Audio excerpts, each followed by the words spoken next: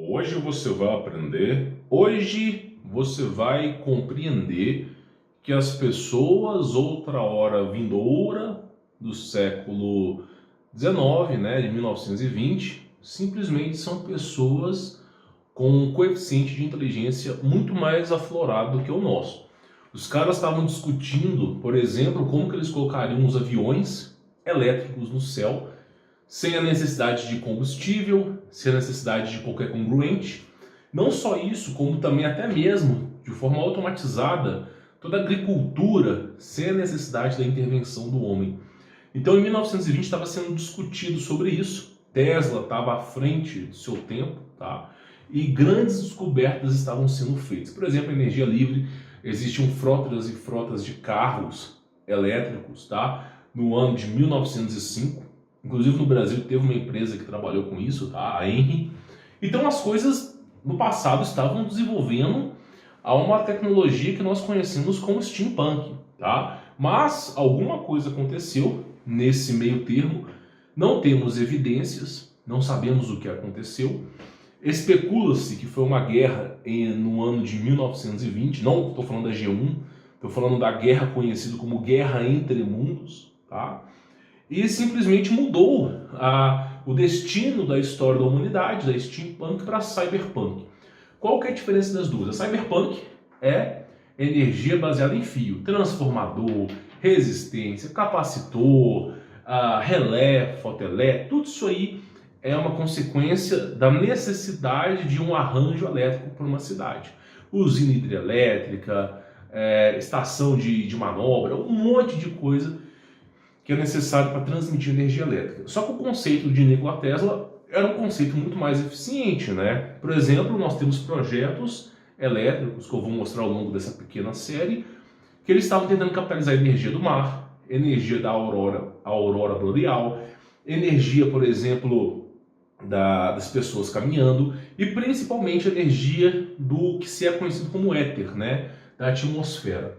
Então, assim, as pessoas do ano 1905, 1906 eram pessoas extremamente inteligentes, extremamente cultas, e a ciência, o cientificismo não existia, não tinha um conselho para aprovar se aquele cara deve ou não deve se tornar um cientista, não existia escola.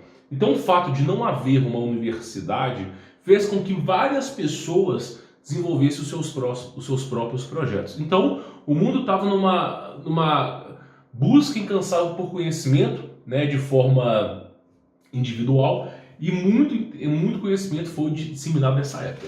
Nós temos aqui duas revistas, inclusive essa revista aqui, ela chegou a ser comprada, mudou de nome, depois ela foi fechada, tá? Mas essa revista, ela sempre trazia as pautas desses inventores. Por exemplo, o mundo nós conhecemos como o mundo elétrico, né? Tudo que rege a nossa vida, do átomo ao universo, é elétrico. Tudo pode ser representado por frequência, vibração e energia, como Nikola Tesla falava, Albert Einstein afirmou isso também. Então nós vamos falar sobre essa revista, o Experimento Elétrico, The Electrical Experiment, tá? E ela foi desenvolvida, você pode ver aqui, no ano de 1915. Eu vou passar para a tela do computador para você poder ver, tá? Então ela foi desenvolvida no ano de 1915 e, consecutivamente, a Marvel veio adotar parte dessa revista para os seus quadrinhos. Alguns autores também tiveram inspirações nessas revistas. Então o que acontece? O que é importante eu falar para você aqui? Tem uma coisa que não é bem discutida pelas pessoas, não é discutida, mas ao que parece existe um raio verde. Parece que se você trabalhar em cima das frequências e de energia, você consegue transformar algo num raio verde. Nós já vimos falar sobre raio vermelho, raio amarelo e raio azul no canal. Nós discutimos isso. Inclusive, o filme John Carter fala sobre os raios azuis, né? Como que se era usado no passado. Porém, o raio verde, ao que tudo se indica, porque não temos grandes evidências sobre isso, é um raio que é um raio de criação. É um raio que eles retratam como grande energia, destruição em massa, mas ao mesmo tempo é um raio de modelamento. Aí você fala, mas peraí, quem copiou essa ideia de raio de criação e raio de modelamento? Quem foi o cara que copiou isso? Pois é, Então, eu não sei se é a DC Comics que tem o Lanterna Verde, ou a Marvel Studios, não faço ideia, não é meu universo, quadrinhos, mas eles criaram um quadrinho chamado Lanterna Verde. Aí você se pergunta, deixa eu te fazer uma pergunta, tá?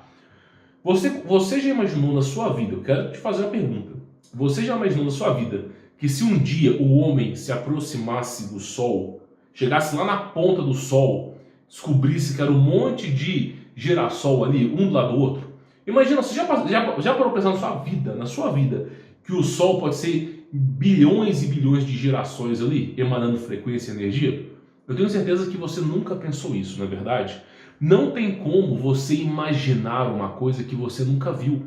É impossível, não dá para imaginar algo que você não viu. Pensa no elefante branco, elefante amarelo. Você conseguiu pensar, porque você conhece o elefante, conhece as cores, é fácil de você associar.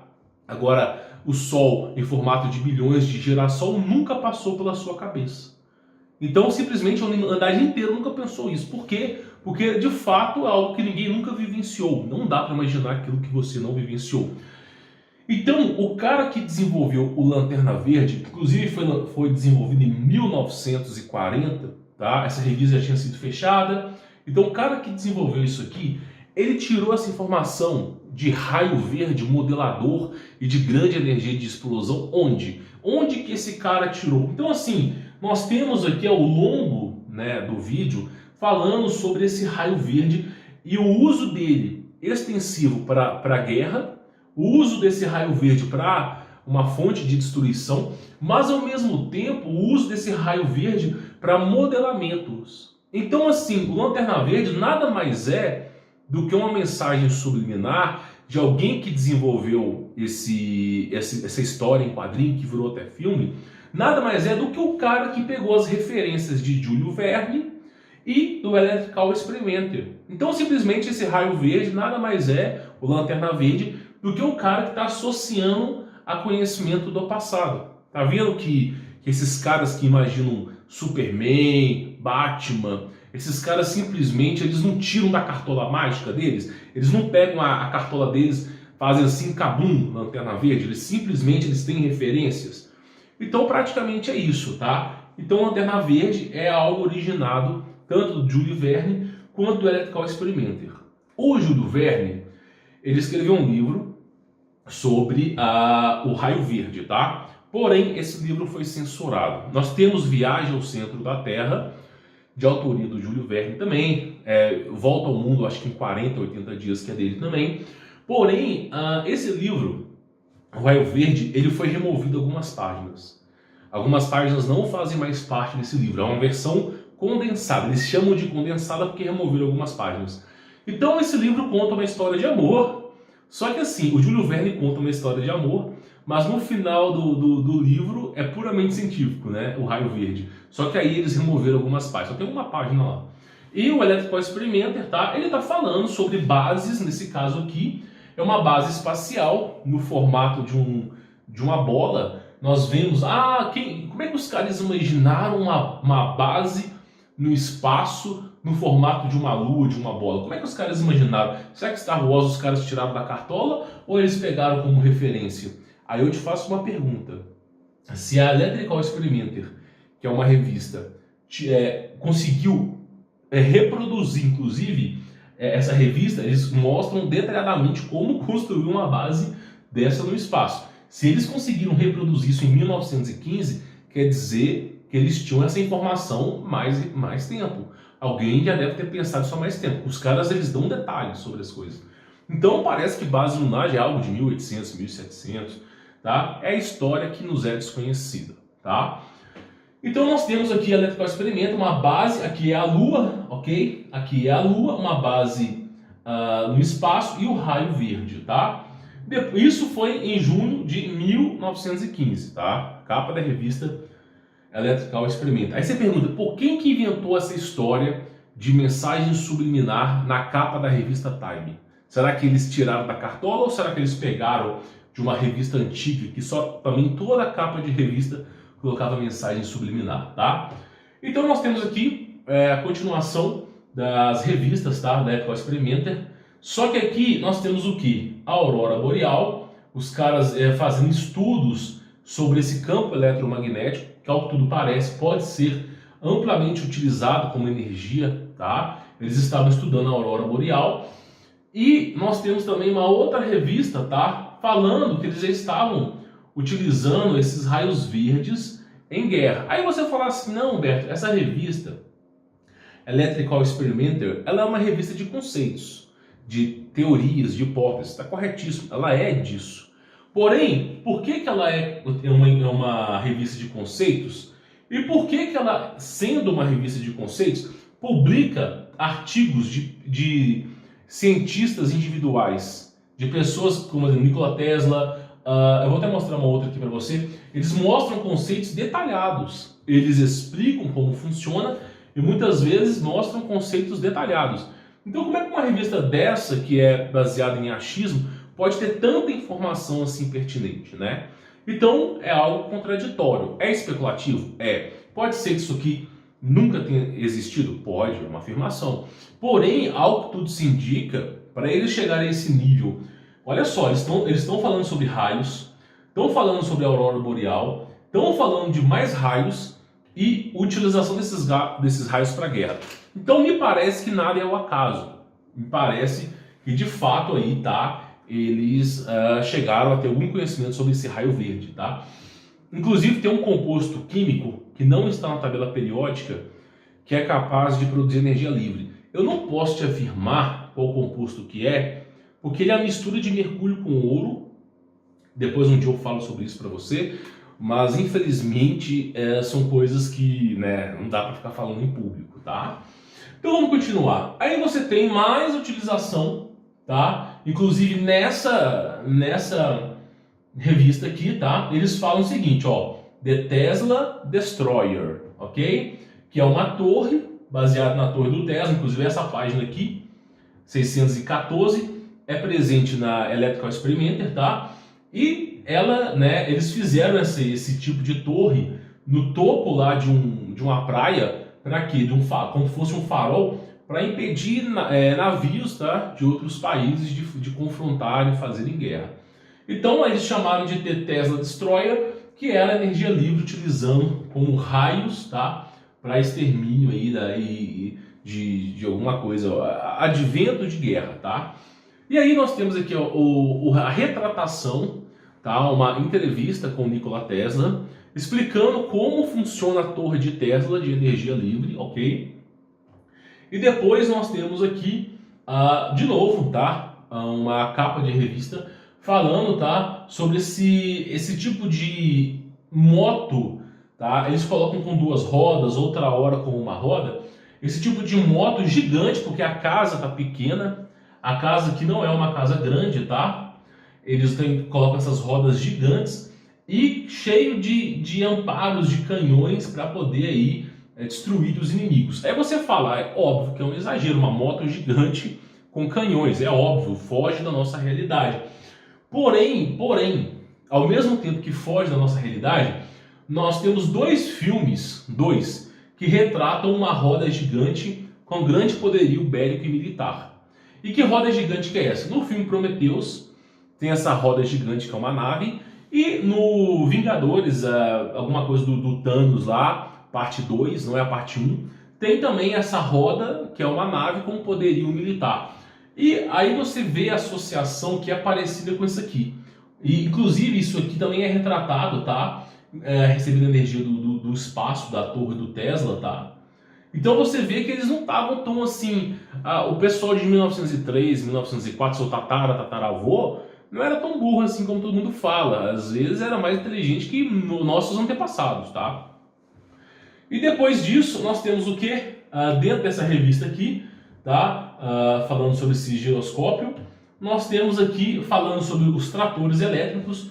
Então eles estavam com planejamento, tá? Neste caso aqui, sobre agricultura, de como que utilizava isso aqui para agricultura, e tem ele também, tá? Então era para agricultura e para guerra, tá? Eles estavam utilizando isso aqui para guerra, já no caso aqui da segunda imagem é para guerra. E tudo isso capitalizando energia, tá? Com essa torre aqui, da torre do Tesla. Então você vê, tá, que realmente é algo assim bem incrível para uma época que, ao que nos é dito, eles não tinham nem energia elétrica.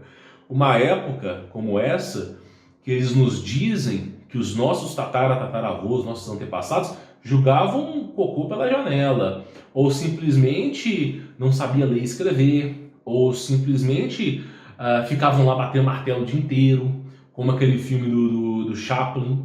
Então, assim, ao que tudo parece, essa época aí é uma época de grande avanço tecnológico, mas houve algo que aconteceu que barrou esses avanços, que mudou o destino da humanidade.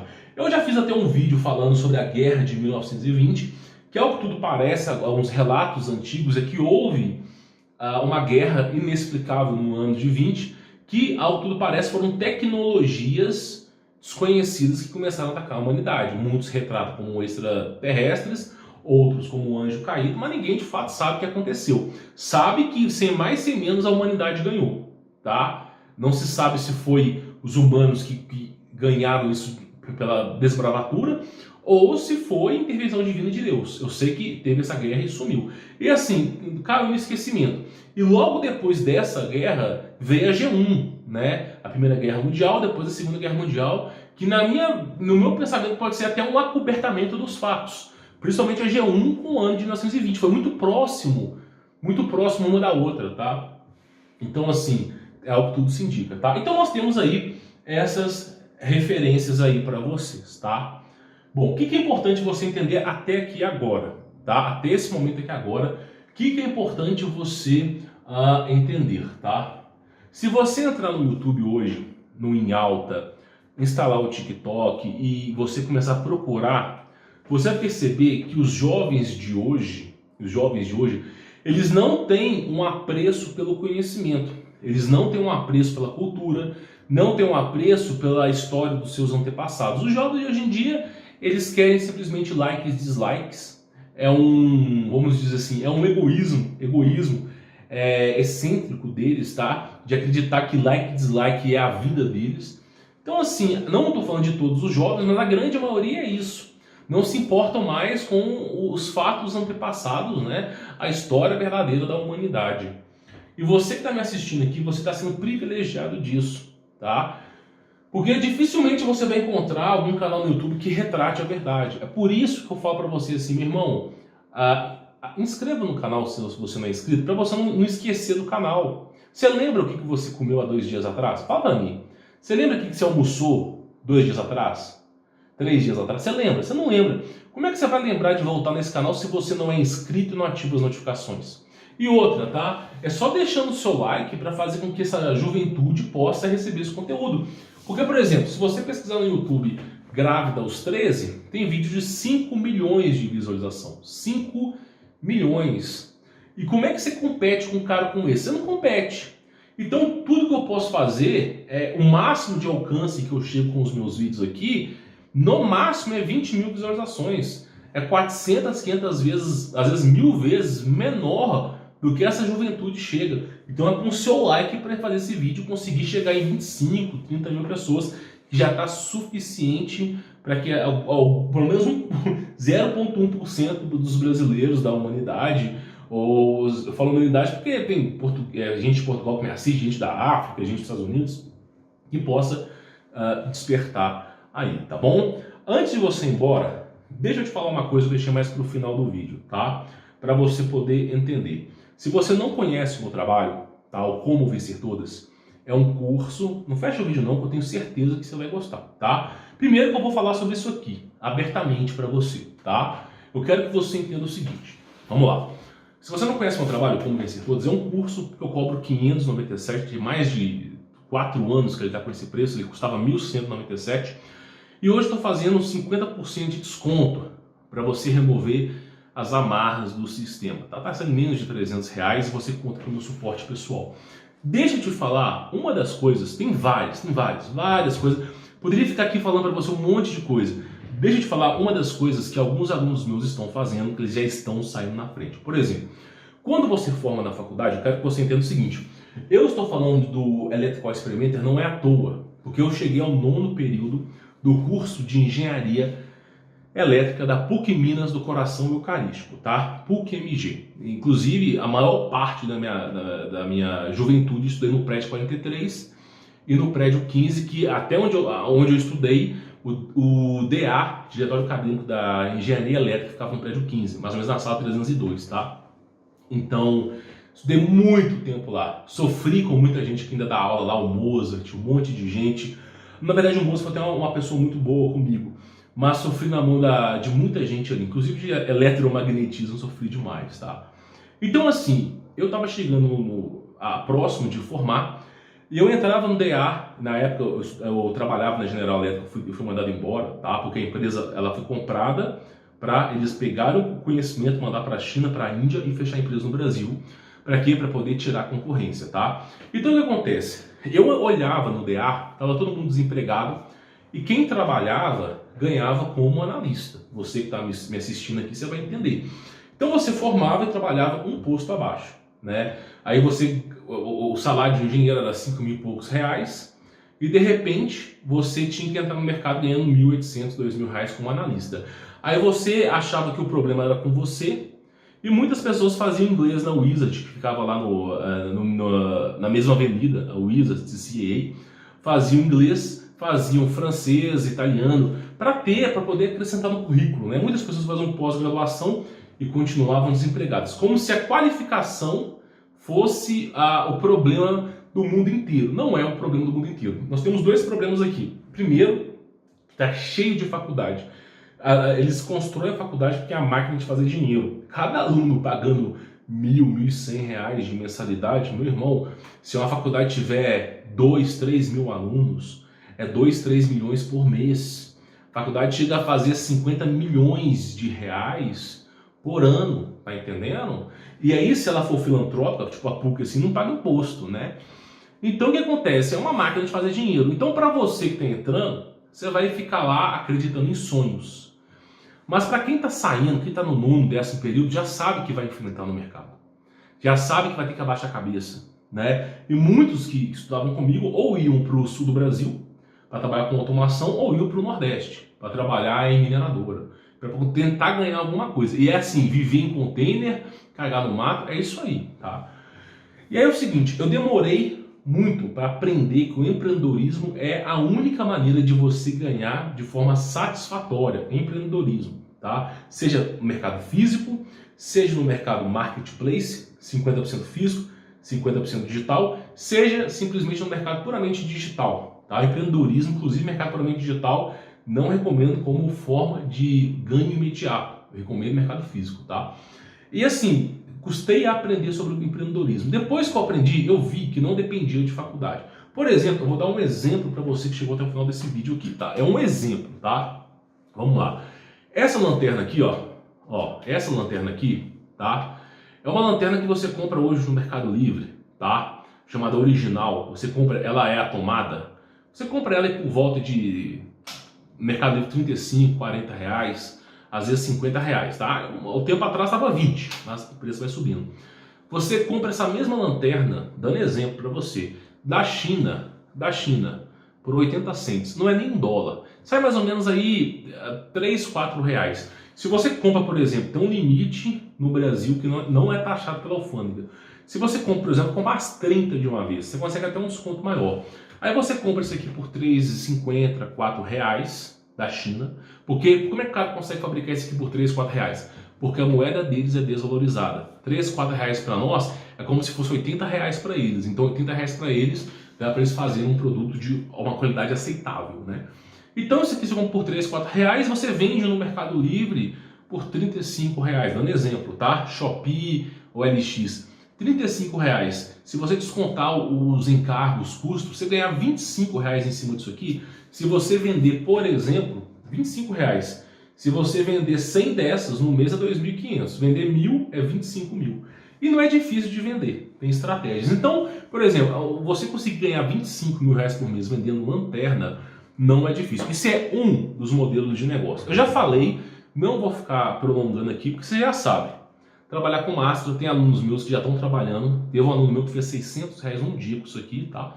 Estou esperando ele me falar como é que ele fez os próximos dias para trazer para vocês.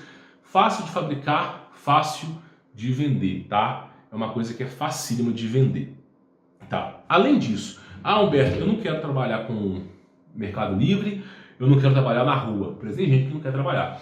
Deixa eu te falar um exemplo de uma outra coisa, que tem uma porrada de aluno meu que já está estudando sobre isso. É um mercado que tem um potencial muito grande devido à liberação das armas no Brasil, tá? Através de Bolsonaro, que assim, dá para você trabalhar. Dá para você trabalhar e ganhar bastante dinheiro. Que é o quê? A posse e o porte de armas de fogo, tá? A posse é pela Polícia Federal do seu estado, tá? Por exemplo, se você morar em Minas Gerais, Polícia Federal de Belo Horizonte, tá? Estado de Minas Gerais ali. E se você morar, por exemplo, e se você quiser ter o porte para você poder ir no clube de tiro e voltar, aí é pelo Exército, como o CAC, colecionador, atirador e caçador, tá? Então tem essas duas maneiras, que é o convencional para você ter aquisição de arma de fogo. Você não pode ter antecedentes criminais, zero. Você não pode ter problemas com o governo, tá? Não pode ter brigas, né? Um boletim de ocorrência de briga, não pode. Tem que ter uma ficha limpa, tá? Tem que ter uma ficha limpa. O delegado ele vai analisar a sua situação e conforme isso for, você vai conseguir aprovação para isso. O processo de arma de fogo, por exemplo, vou mostrar para você aqui, por isso que eu deixei no final do vídeo, tá? Por exemplo, essa aqui, ó, vou mostrar para vocês. Essa aqui é uma Imbel, tá? MD2 sem ADC, tá? Vou tirando aqui a bala, tá? Tá sem desmuniciada, tá? Desmuniciada. Então o que acontece? Essa aqui, ela tem um preço no Brasil. Pode ser parcelada, pode ser de qualquer maneira aí, tá? Eu gosto da Imbel, tem a Taurus no Brasil. Por exemplo, tá? Eu uso porque eu moro na zona rural, eu moro numa área de risco, tá? Por quê? Porque eu moro muito longe da cidade e a polícia para vir aqui tem que ser algo muito extravagante para vir para cá. Muito extravagante. Por quê? Porque eles têm que atender as ocorrências da cidade. Então eu tenho que fazer segurança da minha família, tá? E aí é o seguinte, quando você compra uma arma de fogo, por exemplo, a minha aqui da Imbel, ela vem nessa maleta, tá? Você tem alguns pentes, tá? Os meus estão carregados a pronto uso. Você tem com os pentes e vem o manual, tudo aquilo ali. Para você chegar nesse ponto de receber a maleta, tá? Testar num clube de tiro, ver se está funcionando perfeitamente. Você tem que fazer, olha só, você tem um teste psicológico, tá? Que o despachante vai agendar para você. Você tem um clube de tiro que você tem que cadastrar e você tem que fazer a prova teórica do clube de tiro e a prova prática, ok? E além de tudo isso, você tem, além do teste psicológico, você tem a entrevista com o delegado da Polícia Federal, ele vai analisar o seu caso. Depois de tudo isso, tá? Você vai lá conseguir adquirir uma arma de fogo. Se você fizer merda, já era, tá? Assim, eu te recomendo não fazer merda, tá? Ela é feita para defender a tua família, em casos extremos, tá? Não é para você virar cangaceiro, tá? Por isso que é feito provas psicológicas para isso, é mediante necessidade, tá? Então o que acontece? Essa aqui é uma Imbel MD2.380 sem ADC. Não gosto de ADC porque dá muito problema, tá? Para eu chegar nesse nível, eu tive que fazer todo esse processo burocrático que eu tô falando para você. Demorou mais ou menos aí, no meu caso, que não era Bolsonaro, não era o Bolsonaro que era presidente, era outro presidente. Se não me falha a memória, era o Temer que era presidente por causa do impeachment da Dilma. E era dificílimo de armar arma de fogo. Hoje está um pouco menos pior, mas não está fácil não. E aí acontece, eu fiz com o despachante de arma de fogo. Eu consegui ir na frente de um monte de gente. Muita gente estava pela terceira, quarta vez tentando, sendo reprovado. Então o que acontece? O despachante ele é um facilitador. Você consegue a aquisição de arma de fogo sem despachante. Mas se você chegar no delegado da Polícia Federal e ele não for com a tua cara, já era. Então, estou falando sério, o delegado ele interpreta a lei brasileira, olha bem, se você estiver andando, se você tiver o CAC, eu tenho um CAC, tá? Se você tiver o CAC, por exemplo, da arma de fogo, e você estiver voltando do clube de tiro, o policial, existem leis que ele pode interpretar para te prender e tem leis que ele pode te interpretar para te liberar. Então o Brasil é isso, é interpretações de leis. Quem é advogado sabe muito bem como é que é isso. Então o que acontece? Se o delegado não for com a tua cara, ele tem leis vigentes para não aprovar para você que você vai ter aquisição de arma de fogo. Deixa eu te explicar uma coisa. Eu estou ensinando meus alunos o seguinte, o processo de despachante de arma de fogo você cobra por arma, entre R$ 1.500 a R$ 2.000. O curso que você faz de despachante de arma de fogo é um preço X, tá? Não vou recomendar a escola aqui. Só que você tem que anunciar. Quem não anuncia não vende, que é o processo que eu ensino com meus alunos.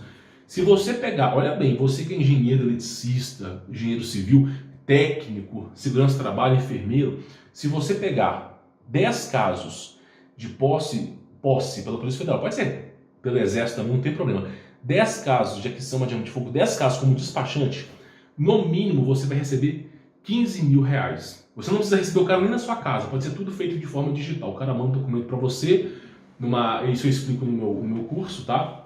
E aí você chega a ganhar aí, no mínimo, 15 mil reais. Agora imagina você, por exemplo, começa a fazer anúncios e você começa a pegar uns 20, 30 casos como despachante de arma de fogo por mês. Faz aí 30 vezes 1.500, 30 vezes 2.000. Mais ou menos entre 45 mil, né? Mais ou menos 45 mil a 60 mil reais por mês. Aí você fala, nossa, mas é um dinheiro muito absurdo. Por mês? Por mês. E como você vai ter que abrir uma empresa, por exemplo, você não sabe disso, mas o MEI paga X de imposto. Se você ganhar mais do que o MEI, você vai ter que abrir uma sociedade limitada, uma LTDA, alguma outra coisa. Eu até te falo qual que paga menos imposto. Você vai pagar 6% de imposto no Brasil. Então, se você ganhou 45 mil, você vai pagar 6% de 45 mil, o quê? 3 mil reais. Você vai pagar 3, 4 mil reais de imposto, vai ficar com 41 mil. Isso por mês, assim, tirando, tá? Você vai pagar 3 mil reais por mês, porque o imposto da empresa é por mês, né? Não é anual, tá? E vai ter 41 mil para você gastar. Então, assim, olha a coisa insana. Na faculdade, ninguém te ensina isso, tá? Eu vou até pausar esse arquivo para eu não perder. Mas na faculdade, ninguém te ensina isso. Ninguém vai te ensinar que, de repente, você sem curso superior, sem inglês, tá? Você simplesmente sem ter um currículo imenso, você consegue ganhar muito mais do que um advogado, um engenheiro, um médico e às vezes um juiz de cidade pequena, porque você simplesmente não tinha o conhecimento. Antes de eu falar sobre despachante de arma de fogo para você, você nem sabia que esse negócio existia, se não fosse eu falando. Isso é despachante de arma de fogo. Agora tem um monte de coisa, tem por exemplo a lanterna. Outra coisa que é interessantíssimo também, para quem gosta desse universo de arma de fogo, é o curso preparatório de montagem de primeiro escalão de arma de fogo que você pode fazer. Você pode vender o pacote completo para a pessoa. Por exemplo, você pode vender um pacote de 3 mil reais para a pessoa, você faz o processo dela de uma arma de fogo, você faz a consultoria para ela explicando sobre calibre, e ela pode fazer também a montagem do primeiro escalão com você. Ou você pode indicar, trabalhar com indicações também. E aí você pode cobrar até mais caro. Então, assim, é um mercado que ninguém explora. Em Belo Horizonte, sem brincadeira, uma cidade que tem, sei lá, 1 milhão de habitantes na grande BH, ali, até mais do que isso, né? Deve ter mais ou menos uns 30, 40 despachantes, assim, e que é conhecido assim, no Google, uns 5, 6. Então você vê uma discrepância muito grande. Agora, médico tem uma porrada, advogado tem uma porrada, engenheiro tem uma porrada. Tá entendendo? Então, empreendedorismo é você encontrar uma oportunidade, que é uma informação privilegiada. Por exemplo, eu cobraria para te falar isso, estou passando para você de graça. É uma informação privilegiada que você conhece e com o direcionamento correto, uma tutela de alguém que já passou por isso, você vai lá e consegue fazer acontecer. Eu já falei aqui no canal, já expliquei no canal, eu tenho um curso de despachante de arma de fogo, eu tenho um curso, sei como é que faz o processo, tenho de montagem do primeiro escalão. Então, assim, eu posso até trabalhar como um instrutor de tiro. Gosto muito dessa área, tá? Eu gosto mesmo.